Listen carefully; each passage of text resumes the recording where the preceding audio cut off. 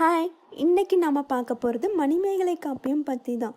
கோவலனுக்கும் மாதவிக்கும் பிறந்த மணிமேகலை எப்படி பௌத்த மத துறவியானார் என்பது பற்றியும் மணிமேகலையோட முழு வரலாறு பற்றியும் நம்ம பல பகுதிகளாக பார்க்கலாம். சரி, வாங்க கதைக்குள்ளே போகலாம். உங்களோட கண்களை மூடி கதைக்குள்ளே போகலாம் வாங்க. ஆதி காலத்தில் அகத்திய முனிவர் புகார் நகரை வளமாக்கணும்னு நினச்சாரு. அவரோட ஆணையின்படி தூங்கேயில் எரிந்த தொடித்தோல் செம்பியன் என்ற சோழன் இந்திரனை வணங்கி இந்திரனோட அனுமதி பெற்று 28 நாள் இந்திர விழாவை நடத்திட்டு வந்தான். அதுக்கப்புறம் அவனோட பரம்பரையினர் வருஷம் இந்திர விழாவை மிக சிறப்பாக நடத்திட்டு வந்தாங்க. அதே மாதிரி அந்த வருஷம் இந்திர விழா நடத்த அந்த நகர மக்களும் நினைச்சாங்க.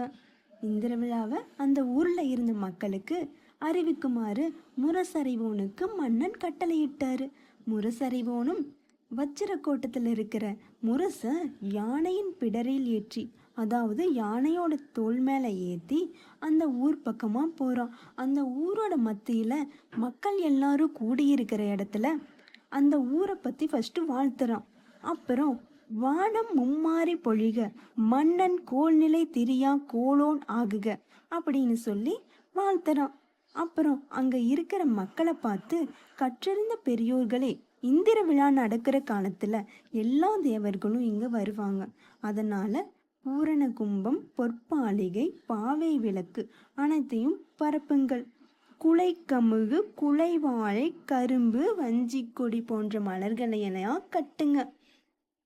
தூண்களில் முத்து மாலைகளை தொங்க விடுங்கள்.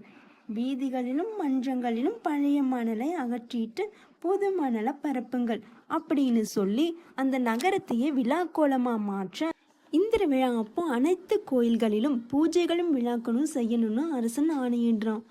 வழி நெடுகவும் பந்தல் போடணும். அதில் வழிப்போக்கர்கள் வருவாங்க இல்லையா, அவங்களுக்கு தண்ணீர் உணவும் கொடுக்கணும். அந்த உணவு கொடுத்தா மட்டும் பத்தாது, அதை அன்போடு கொடுக்கணும். அவங்க நம்மளோட விருந்தாளிகள், அதனால உணவு கொடுக்கும் போது அவங்களுக்கு அன்போடு கொடுக்கணும் அப்படின்னு சொல்லி மன்னன் ஆணையிட்டதான் முரசறைவுன்னு சொல்கிறான். ஓகே, இந்த விழாவில் என்ன நடந்துச்சுன்னு நம்ம நாளைக்கு பார்க்கலாம். இந்த வீடியோ பிடிச்சிருந்தா லைக் பண்ணுங்கள், சப்ஸ்கிரைப் பண்ணுங்கள், ஷேர் பண்ணுங்கள்.